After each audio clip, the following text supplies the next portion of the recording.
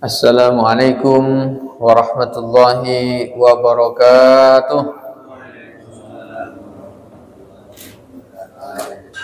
Innal hamdalillah nahmaduhu wa nasta'inuhu wa nastaghfiruh wa na'udzu billahi min shururi anfusina wa min sayyiati a'malina. Man yahdihillahu fala mudilla lahu wa man yudlil fala hadiya lahu. Asyhadu an la ilaha illallah wa asyhadu anna Muhammadan abduhu wa rasuluh. Allahumma salli ala sayyidina Muhammad wa ala alihi wa ashabihi wa man sara ala nahjihi ila yaumil qiyamah, amma ba'd. Rabbana la ilma lana illa ma 'allamtana innaka antal alimul hakim. Rabbi shrah li sadri wa yassir li amri wa hlul 'uqdatam min lisani yafqahu qawli, amma ba'd.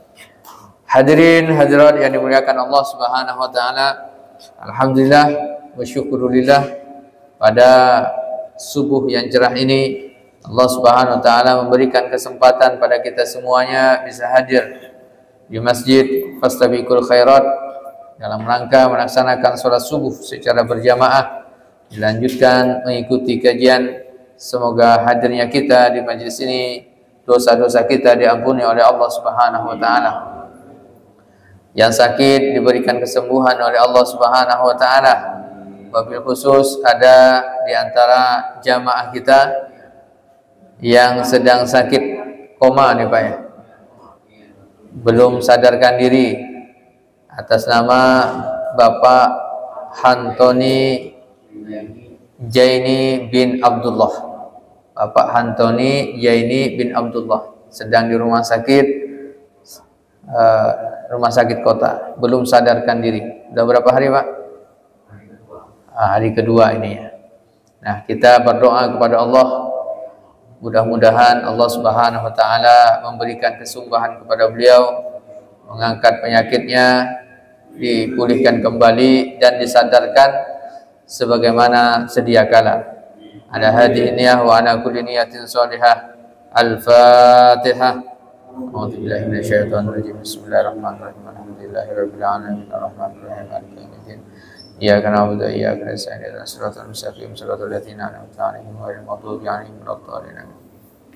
Allahumma ya rabban nas ishfi Bapak Hantoni Jaini bin Abdullah. Allahumma shfihi anta syafi la shifaa illa shifaa'uka shifaa'an la yughadiru saqama. Allahumma ya rabban nas ishfihi anta syafi la shifaa illa shifaa'uka shifaa'an la yughadiru saqama. Allahumma ya rabban nas ishfihi anta syafi la shifaa illa shifaa'uka shifaa'an la yughadiru saqama bi rahmatika ya arhamar rahimin.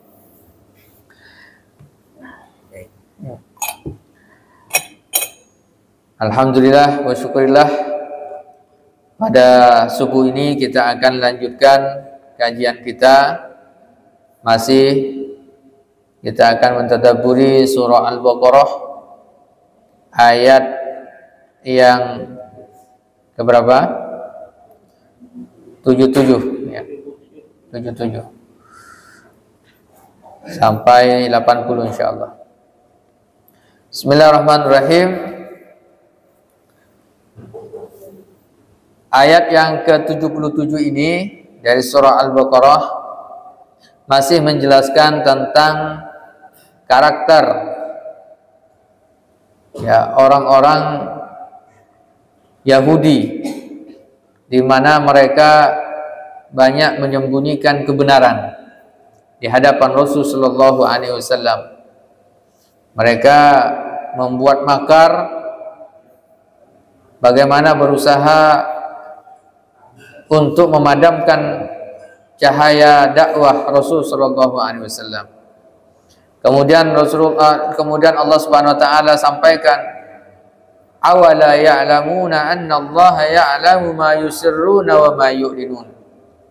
Jadi di antara mereka itu, orang-orang Yahudi itu tidak mau menyampaikan kebenaran dalam kitab Taurat atau dalam Injil mereka. Lalu kemudian dibantah oleh Allah Subhanahu wa taala, tidakkah mereka mengetahui bahwa Allah Subhanahu wa taala itu Maha mengetahui ma yusirrun, apa yang mereka sembunyikan, wa ma yu'linun, dan apa yang telah mereka kerjakan secara terang-terangan. Artinya apa yang dilakukan oleh orang-orang Yahudi bersekongkol untuk menyembunyikan kitab atau ajaran kitab Taurat itu kepada Nabi Muhammad SAW, agar banyak orang-orang yang tidak beriman. Kalau seandainya mereka jujur saja menyampaikan kebenaran dalam kitab Taurat mereka tentang akan datangnya Nabi akhir zaman yang bernama Ahmad, maka pasti mereka akan beriman kepada Allah Subhanahu wa taala dan Rasul-Nya. Tapi mereka bersekongkol tidak. Dan mereka lupa bahwa Allah Subhanahu wa taala Maha mengetahui apa yang telah mereka sembunyikan atau apa yang telah mereka bicarakan dalam rahasia, dalam bentuk rahasia pembicaraan itu, atau Allah Subhanahu wa taala Maha mengetahui apa yang ada yang terbesit dalam hati mereka dan pikiran mereka. Apalagi yang nampak makar dan tipu daya mereka. Maka kemudian orang-orang Yahudi ini diperintahkan dalam ayat sebelumnya agar mereka beriman kepada Allah dan Rasul-Nya, jangan sampai sama seperti Bani Israel, nenek moyang mereka. Nah, di sini di antara karakteristik disampaikan dalam ayat 78, wa minhum, di antara orang-orang ahli kitab itu ummiyun, ada yang ummi, la ya'lamuna al-kitaba, mereka tidak mengetahui Alkitab. Nah, kata ummi ini ada beberapa pemahaman di kalangan para ulama. Ummi ini dikatakan la yaktub wa la yaqra. Makna pertama bahwa ummi ini artinya tidak bisa membaca dan tak bisa menulis. Jadi pada zaman Nabi dulu atau pada zaman jahiliyah, kalau orang tak bisa membaca, tak bisa nulis, namanya ummi. Nah, kenapa ummi? Ummi ini kan berasal dari kata umun. Umun itu ibu. Nah, umun itu kan ibu. Kalau ummi, ibu saya kan gitu. Tapi pada zaman itu kenapa dinamakan ummi? Orang yang tak bisa membaca dan menulis. Nah, di antaranya Imam Ibnu Jarir At-Tabari menyampaikan bahwa ketika mereka tak bisa membaca dan menulis, dinisbahkan, disandarkan kepada ibunya yang tak bisa membaca dan menulis. Karena memang dari dulu-dulunya orang jahiliyah itu awalnya tak bisa membaca dan menulis gitu. Nah, karena ibunya begitu, maka menjadi sebuah istilah.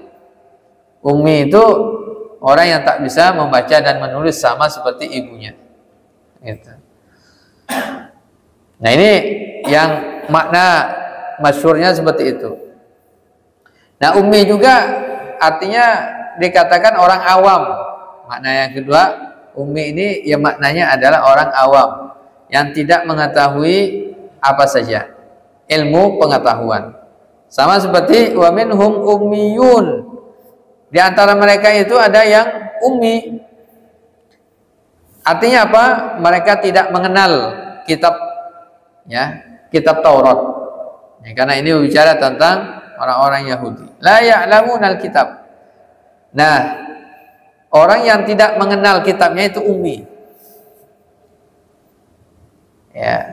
Kalau orang Islam sekarang ini yang tidak mengenal, tidak tahu tentang Al-Quran, disebut dengan,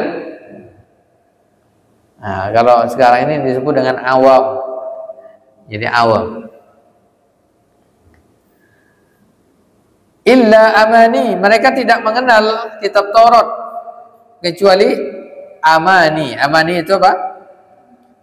Angan-angan, kebohongan, ya, atau ya menceritakan sesuatu yang ada dalam hayalannya.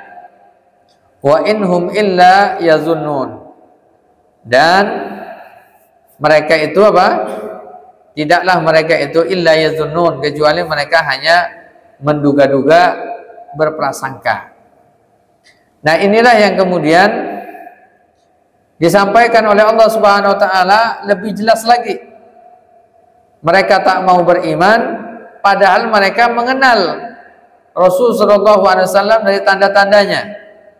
Sebagaimana ada dalam kitab Taurat. Memang ada sebagian dari mereka yang ummi, tak bisa membaca menulis, tapi ahli kitab mereka menyembunyikan kebenaran itu. Nah, bahkan bukan hanya itu yang dilakukan, menyembunyikan kebenaran itu, tapi juga ada aktivitas yang kedua yang dilakukan Yahudi itu. Apa? Fawailul lil ladzina yaktubuna alkitaba biaidihim summa yaquluna hadza min indillah liyashtaru bihi thamanan qalila. Fawailun, maka neraka wail, celaka. Wail ini apa? Ada berapa keterangan dalam tafsir Ibnu Katsir itu. Beliau menukil hadis bahwa wail itu adalah wadin fi jahannam. Jadi wail itu adalah suatu lembah di dalam api neraka jahanam. Kemudian ketika orang itu ketika berjalan di sirat al-mustaqim dilempar, maka dia akan melayang ya arba'una qarib 40 tahun sampai kepada wail ini. Jadi orang yang masuk neraka wail ini akan dilempar oleh malaikat. Nah, perjalanan ininya adalah selama 40 tahun. Bayangkan 40 tahun. Itu baru sampai ke wadi Jahannam ini. Ini adanya apa? Lembah. Sudahlah api neraka, masuk ke dalam lembahnya lagi. Dan nanti banyak ini. Di antara ayat-ayat atau perbuatan yang disertai dengan wail. Misalnya wailul lil mutaffifin. Nah, wail, neraka wail bagi orang yang mutaffif. Orang yang curang dalam timbangan, ya kan? Wailul lil mutaffifin alladzina idza iktalu 'alan nasi yastawfun. Kalau dia membeli sesuatu, dia minta dilebihkan timbangannya. Wa idza kaluhum aw wazanuhum yukhsirun. Tapi kalau mereka menjual, menimbang sesuatu, maka mereka mengurangi. Ini juga perlu hati-hati juga. Biasa ibu-ibu belanja tak lebih. Tapi ibu-ibu di sini tak ada kayaknya. Banyak. Ya, biasanya kalau minta timbangan bahkan setengah memaksa ini, sudah ditimbang begitu, diambilnya sendiri kemudian. Nah, ini diabadikan dalam surah Al-Mutaffifin itu. Ini wailun, artinya apa? Neraka wail. Yang kedua, di antara ayat yang bicara tentang wail, fawailul lil musallin. Maka neraka wail bagi orang yang sholat. Orang sholat pun masuk neraka wail juga. Siapa? Alladzina hum fi sholatihim sahun. Orang yang lalai dalam sholatnya. Siapa yang dikatakan orang yang lalai dalam sholatnya? Di antara ulama mengatakan alladzina yuakhiruna awqatis sholah, yaitu orang-orang yang nunda-nunda waktu sholat sampai di ujung-ujung. Pas waktu zuhur masih santai karena masih panjang. Nanti jam 2 masih santai, masih luas waktunya. Nanti kalau sudah ini tinggal 10 menit atau tinggal setengah jam barulah bergegas. Nah, maka itu diancam oleh Allah Subhanahu wa taala itu dalam surah Al-Maun, fawailul lil musallin alladzina hum fi salatihim sahun, atau an ya, alladzina hum an salatihim sahun. Siapa lagi ayat setelahnya? Walladzina hum apa? Apa ayat setelahnya? Kok bisa? Walladzina hum afwan. Alladzina hum an salatihim sahun walladzina hum yuraun walladzina hum yuraun. Orang yang riya. Ini ancaman wail juga. Salat sih salat tapi riya. Ini juga wail. Riya ini ingin dipuji oleh orang lain. Atau dia ingin melakukan suatu ibadah tapi dia karena banyak orang dia tidak jadi beribadah itu, maka dia telah riya. Misalnya ketika pagi-pagi atau ketika mau sholat tahiyatul masjid atau sholat qobliyah misalnya, tak jadi dia sholat qobliyah. Ketika ditanya kenapa tidak sholat qobliyah, ya karena udah banyak orang, khawatir riya katanya. Khawatir riya, itu dia telah riya sebenarnya. Maka jangan dilakukan itu. Dan yang ketiga yang wail itu adalah wayamnaunal ma'un. Dia tidak mau memberi atau berinfak atau bersedekah. Wa yamnauna al-maun. Nah, itu juga neraka wail. Dia maksudnya apa? Dia punya kesempatan untuk beramal, bersedekah, tapi kemudian dia tidak mau mengeluarkannya atau zakatnya tidak dikeluarkan. Nah, ini ancamannya dalam surah Al-Maun itu seperti itu. Nah, kembali pada ayat ini, fawailun, maka celaka, neraka wail. Siapa? Lilladzina yaktubuna alkitaba biaidihim. Orang-orang, artinya ini orang-orang Yahudi, para ahli kitabnya, ya, para rahibnya, yang sedang menulis Alkitabah, kitab Taurat mereka, biaidihim, dengan tangan-tangan mereka, summa yaquluna hadza min indillah. Lalu kemudian mereka mengatakan ini datangnya dari Allah. Dari ayat ini dapat kita pahami, kita yakini bahwa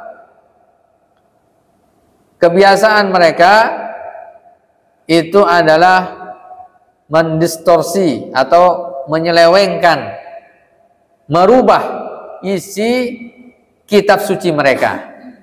Jadi orang-orang Yahudi itu mereka menulis, mengarang kitab suci mereka, kemudian mereka mengatakan ini adalah kitab suci yang datang dari Tuhan. Sampai sekarang begitu juga. Ya. Nah, itu Taurat, Injil, ya begitu sekarang itu. Versinya bahkan banyak. Injil Barnabas, Injil Yohanes, Matius, ya, ada kitab Kejadian, kan itu ya. Nah, ada perjanjian baru, perjanjian lama itu. Ya, kitab Taurat itu diartikan apa? Biasanya perjanjian lama, Injil perjanjian baru. Dan itu versinya berbeda-beda, ya, antara satu dengan yang lainnya. Kenapa? Karena mereka sebenarnya menulis menulis ngarang sendiri, ada yang dilebihkan, ada yang dikurangi, seterusnya. Nah, maka ini diancam oleh Allah Subhanahu wa taala. Apa tujuannya mereka mengubah itu? Liyashtaru bihi thamanan qalila. Supaya mereka bisa memperjualbelikan ayat-ayat Allah Subhanahu wa taala itu dengan harga yang murah. Nah, ini artinya apa? Sesuai pesanan. Ini jangan sampai ada kitab suci yang ini. Jadi ya, pesanan siapa? Bisa pesanan pribadi, bisa pesanan penguasa, bisa pesanan siapa saja sesuai dengan kepentingannya. Nah, maka ini juga dalam ayat yang lainnya nanti akan banyak juga disebutkan berapa banyak orang yang memperjualbelikan bukan hanya Alkitabnya, tapi apa? Memperjualbelikan ayat-ayat Allah Subhanahu wa taala. Al-Quranul Karim. Nah, di antara bentuk memperjualbelikan ayat-ayat Allah Subhanahu wa taala itu adalah hukum tidak disampaikan sebagaimana mestinya.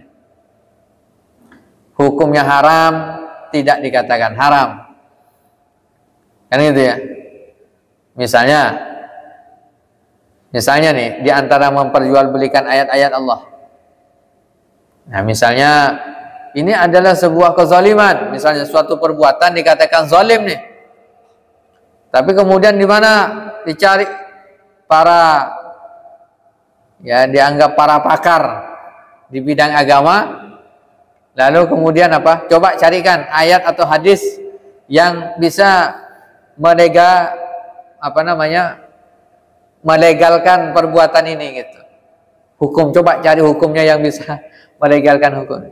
Jadi kalau dicari-cari ya bisa-bisa aja nanti ayat-ayat itu dipelintir pemahamannya. Ya. Nah, ini memperjualbelikan ayat-ayat Allah. Nah, di antaranya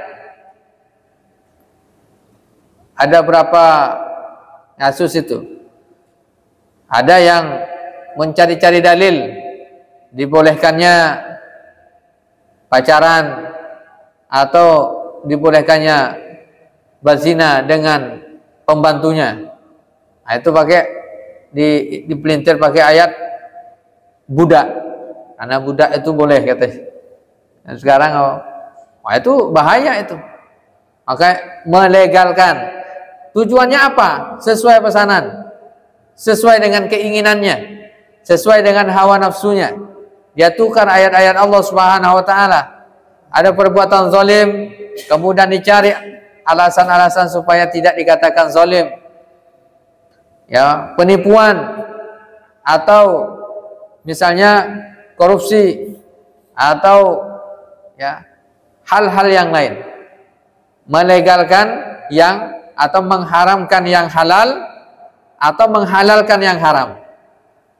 Ini tujuannya liyashtaru bihi tsamanan qalila. Maka orang-orang yang beriman jangan sampai meniru karakter mereka yang mereka menjadikan ayat-ayat Allah Subhanahu wa taala sebagai bahan lelucon. Fawailul lahum mimma katabat aydihim. Maka wail yang kedua dalam satu ayat ini ada 3 wail. Fawailul lahum, celaka bagi mereka, mimma katabat aydihim, apa yang ditulis oleh tangan-tangan mereka. Maka begitu juga nanti pelajarannya, siapa saja melakukan kezaliman, mengharamkan apa yang dihalalkan Allah atau menghalalkan apa yang diharamkan oleh Allah, lalu kemudian mereka tulis dengan tangan-tangan mereka. Kalau sekarang ditulisnya bukan pakai tangan-tangan, tapi pakai keyboard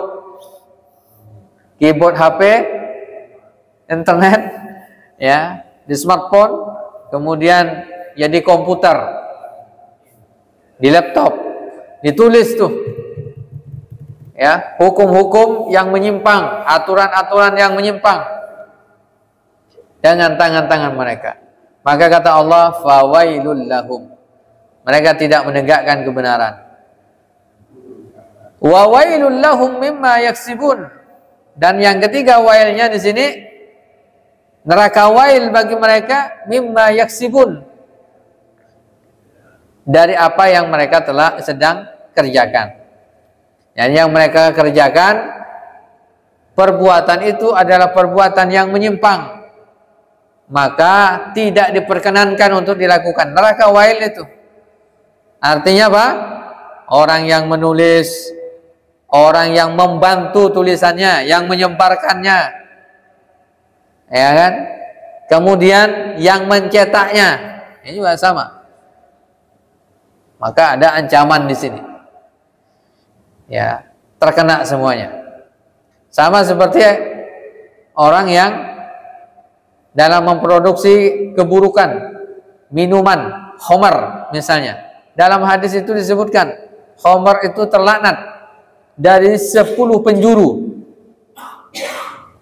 yang terkait dengan khamar itu.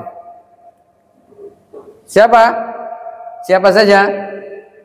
Khamarnya, minumannya itu dah terlaknat. Orang yang minum, kemudian orang yang memproduksi, orang yang memerasnya, mengolahnya, kemudian orang yang membawanya, orang yang kalau misalnya distributornya, pedagangnya, ya kan, penjualnya, pembelinya, kena semua. Ini kena semuanya. Nah ini kenapa? Karena bagian ya ta'awanu 'alal ismi wal udwan. Saling tolong menolong dalam keburukan, kemaksiatan. Maka tolong menolong dalam kemaksiatan, keburukan itu tercela, diharamkan oleh Allah Subhanahu wa taala. Jadi dalam kaidah juga disebutkan ma'adda ila haramin fahuwa haram. Apa saja yang mengarah pada keharaman maka itu haram. Kalau misalnya ya ada yang membuat, contoh misalnya dia membuat tempat penginapan khusus, misalnya penginapan. Nah, tapi kemudian apa? Dia membebaskan atau ya menyediakan hal-hal yang bisa berbau keharaman, misalnya menyiapkan, dibolehkan kumpul bersama itu, tidur bersama laki-laki perempuan, dibebaskan, ya kan, bahkan disiapkan apa saja yang dibutuhkan. Nah maka perbuatan itu walaupun dia tidak melakukan tapi memfasilitasi, itu juga adalah bagian dari keharaman. Memfasilitasi kebaikan adalah sebuah kebaikan, dapat pahala. Memfasilitasi keburukan atau kemaksiatan juga sama, adalah keburukan dan kemaksiatan. Nah perbuatan itu adalah perbuatan yang tercela. Wa qalu, nah setelah ditegur mereka itu, mereka ngeyel lagi. Mereka mengatakan, wa qalu, mereka mengatakan, lan tamassana naru illa ayyaman ma'dudah. Tidak akan menyentuh kami api neraka itu, kalaupun kami mengubah ayat-ayat Allah, mengubah hukum-hukum Allah, ya tidak apa-apa juga. Walaupun ya itu ya mereka tahu tuh salah, tapi walaupun kami salah, walaupun kami masuk neraka, ya paling cuma beberapa hari saja. Nah, ini mereka nih. Ini banyak juga terkadang umat Islam pun niru-niru Kak cara berpikirnya.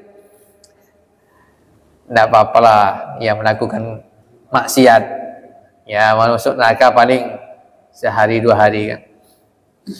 Ini juga sama, illa ayyaman ma'dudah. Nah, kalaupun masuk neraka kata beliau, ya kata mereka ini hanya berapa hari saja. Qul attakhadtum indallahi ahda. Qul, katakanlah, attakhadtum indallahi ahda fala yukhlifallahu ahdah. Sudahkah kamu menerima janji dari Allah sehingga Allah tidak akan memungkiri janjinya? Am taquluna 'ala Allah ma la ta'lamun? Ataukah kamu mengatakan terhadap Allah apa yang tidak kamu ketahui? Jadi artinya ahli kitab pun nebak-nebak juga. Nah, mereka ini kecenderungannya adalah al-jur'ah fil maksiyah. Mereka ini berani melakukan maksiat. Dan mereka terkadang nantang. Kan gitu kan? Masuk neraka. Ya enggak apa-apa saya masuk neraka. Cuma berapa hari saja paling. Nah, kan gitu. Nah, sekarang pun banyak orang ngaku diri sebagai muslim. Nantang-nantang. Mana nerakanya, mana azabnya, kan gitu ya. Tantang sama dia. Banyak itu sekarang.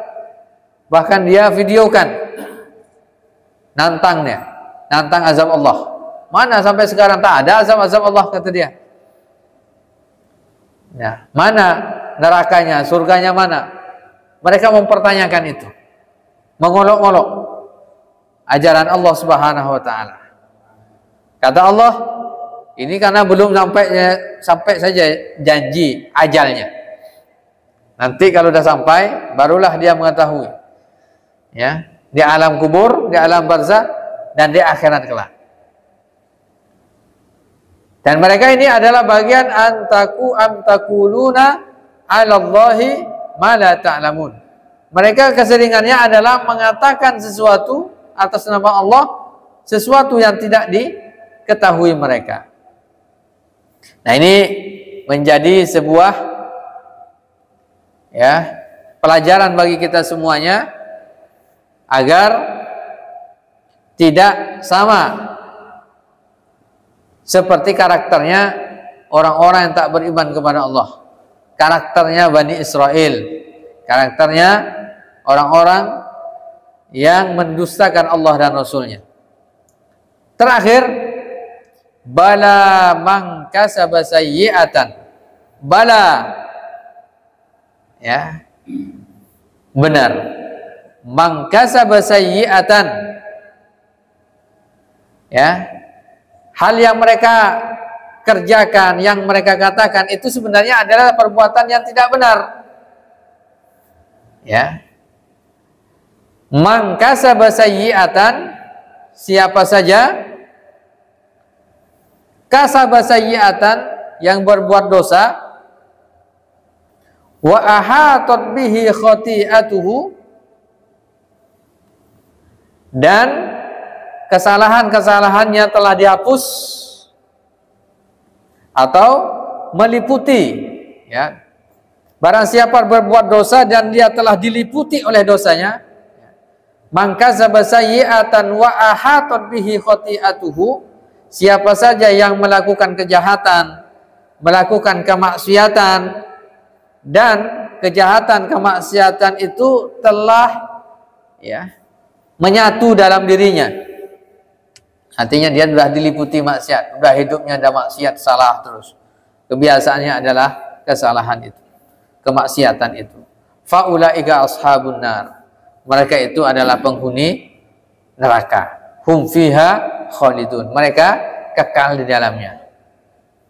Nah, maka ini penting, ya, tentang karakter orang-orang Yahudi yang meniru karakternya Bani Israel, di mana mereka senantiasa kebiasaannya melakukan maksiat. Di mana mereka di antara maksiatnya itu tadi banyak, ya. Ayat-ayat sebelumnya yang kita bahas itu banyak sekali. Penyimpangan-penyimpangan karakter mereka, dan mereka berani sampai puncaknya berani mengubah kitab sucinya. Bayangkan itu. Aturan dirubah. Ya. Aturan dirubah. Sehingga apa? Aturan itu bisa, ya, melindungi dirinya, keluarganya, atau hawa nafsunya. Nah, siapa saja yang dalam kehidupannya melakukan kesalahan dan dia merasa bangga dengan maksiatnya. Ini bahaya ini. Ya, maka masuk ke dalam neraka. Nah, padahal khoti'ah itu adalah sebuah kesalahan yang tidak disengaja. Ya. Ada juga kesalahan yang disengaja. Rasul mengatakan orang yang melakukan kesalahan itu, melakukan satu kemaksiatan, maka akan ada nuqtatus sauda, ada titik hitam di dalam hatinya. Ini luar biasa. Satu kesalahan. Kalau banyak kesalahan, berarti banyak titik-titiknya.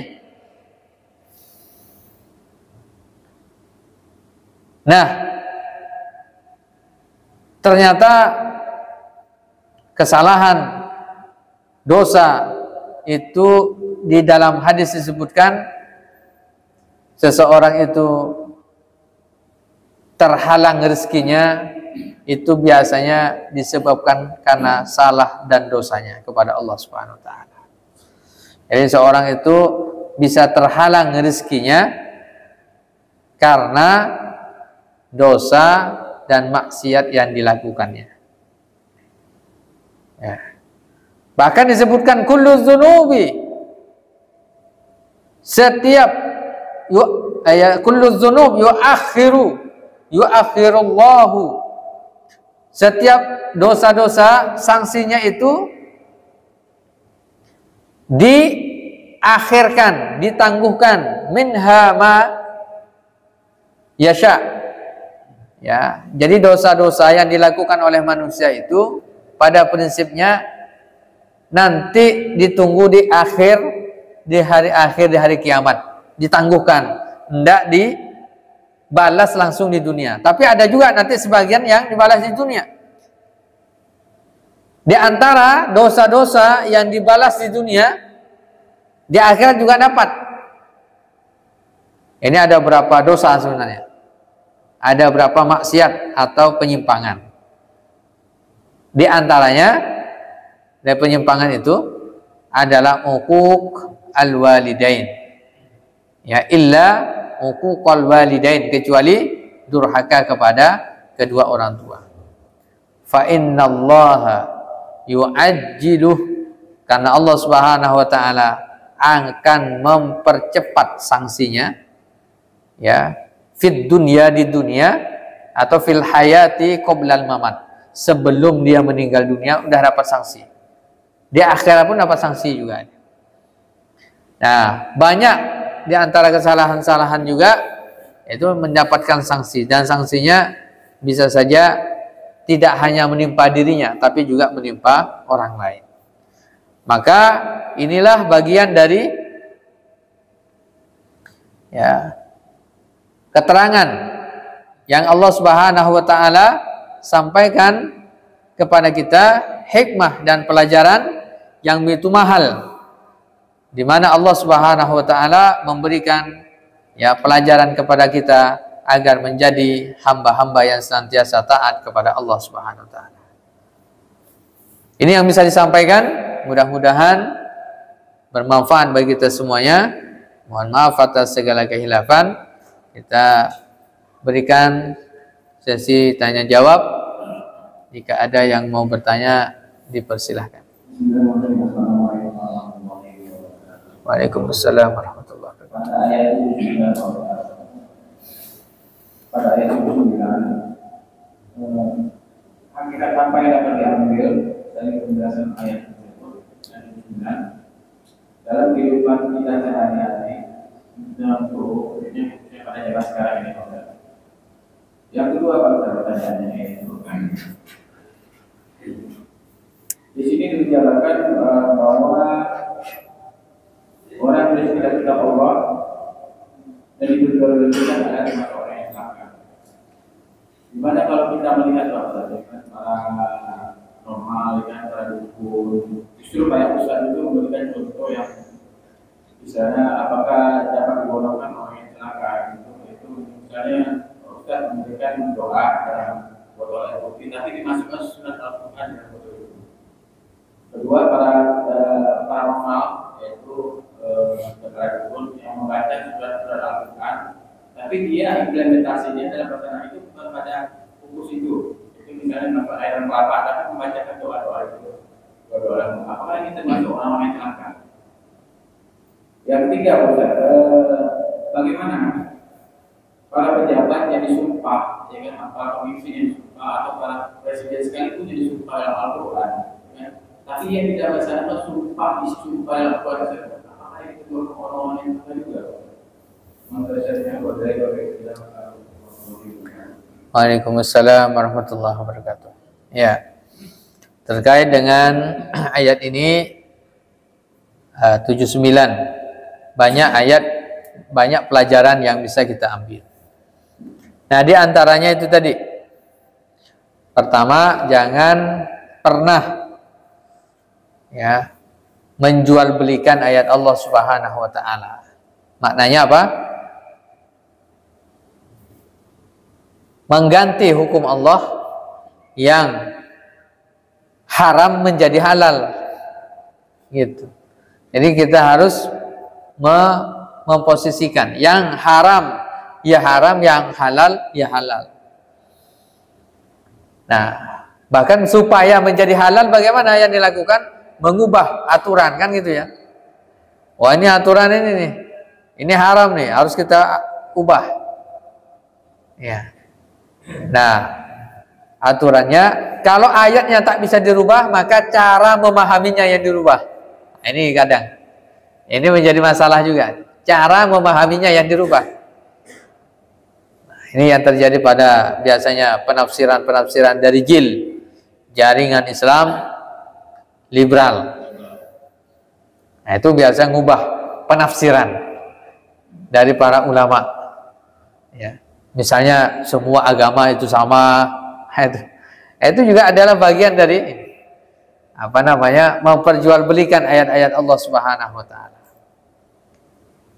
Nah, berikutnya, kalau ini terkait dengan membacakan ayat Al-Quran ke botol atau ke gelas, boleh tidak? Secara fikih hukumnya boleh, tak ada masalah, dan itu adalah bagian dari ruqyah syar'iyah. Itu diperkenankan, dibolehkan. Misalnya ada orang lagi sakit, ya, kemudian dibacakan Al-Fatihah, ayat kursi, Al-Ikhlas, Al-Falaq, An-Nas, minimal itu dibacakan, ditiupkan ke air, lalu nanti diminta supaya diminum. Nah, maka itu syar'i, diperkenankan, dibolehkan, karena itu adalah bagian, ya, sama dengan pengobatan ruqyah syar'iyah yang dilakukan oleh Rasulullah SAW. Nah, selain itu, kalau misalnya ada praktek perdukunan, nah, dia pakai ayat Quran juga biasanya tuh. Nah, bagaimana cara membedakannya? Di antaranya adalah praktek perdukunan itu ada yang mereka memutarbalikkan ayat. Nah, dipotong-potong, diputar-putar, yang bawah ke atas, atas ke bawah, terus begitu. Nah, ini atau membaca ayatnya dari belakang. Itu jelas penyimpangan. Itu kalau membaca ini tak sesuai dengan petunjuk. Tapi kalau ada orang baca ayat Quran, minta kepada Allah, ya, dengan kemuliaan ayat itu ditiupkan atau dibacakan kepada orang yang sakit itu, maka itu namanya ruqyah syar'iyah. Nah, tapi kalau yang bentuknya kelapa kemudian menjadi darah, dan itu trik saja. Itu perdukunan yang pakai trik yang sudah dibongkar oleh pesulap merah. Itu dibongkar, itu rupanya Ya saya dulu heran juga, tapi nggak yakin. Setelah ada yang membongkar, rupanya disuntikkan. Jadi kelapa itu di gagang ininya tuh, itu dilepas dulu, kemudian dia pakai apa? Pakai obeng itu, dibolongin. Setelah itu kemudian dimasukkan paku, jarum, silet, itu dimasukkan situ, kasihlah agak-agak apa comberan-comberan itu. Nah, itu dimasukkan, kemudian setelah itu dilem, masukkan lagi gagangnya di ini lagi. Nanti kan banyak di rumahnya. Nah, dia bilang nanti ini penyakitnya saya pindahkan ke kelapa ini. Karena udah banyak ini. Setelah itu kelapanya dibuka. Dibukanya ke satunya, bukan dari gagang itu. Dari itunya. Setelah dibuka, dituangkan airnya. Benar, ada paku, ada jarum, gitu. Dia kemudian, ya pasien itu tambah yakin benar mati nih, kan itu. Itu trik aja itu yang masuk dengan trik sulap. Jangan dibongkar itu apa namanya penipuan. Itu dan banyak itu memang nipu. Dan bahkan itu ada pernah di Jakarta itu di bawah jembatan kita lihat jalan-jalan kan, lihat itu dia dukun nulis di situ menerima apa semua, termasuk yang ini kan dijual dia, Jumat banyak, kemudian penglaris ditulis sama dia di situ. Ketika kita jalan-jalan kita tanya, Pak ramai Pak ya ininya, katanya yang datang ke sini. Waduh Mas, sepi Mas katanya.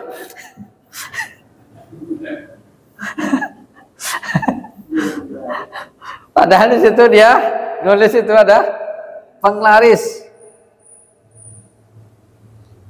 Ketika kita tanya, gimana Mas? Ramai kah Pak? Yang datang ke sini. Waduh sepi Mas, udah berapa hari sepi katanya. Kalau seandainya benar itu penglarisnya ada tuh, kenapa dia tidak pakai itu kan? Nah ini kondisi banyak kalau perdukunan itu nipu-nipu. Makanya dalam hadis disebutkan man ata kahinan, siapa saja yang mendatangi dukun yang dukun yang seakan-akan tahu hal yang gaib, lam tuqbal sholatuhu arba'ina yauman, tak diterima sholatnya selama 40 hari. Nah, ini catatan, bukan tidak termasuk ya kalau dukun orang yang biasa mijat itu yang keahlian mijat. Dukun beranak ya itu kan memang bagian dari keahlian mereka gitu. Ya, dukun pijat, totok, saraf itu sebenarnya kategorikan begitu kan.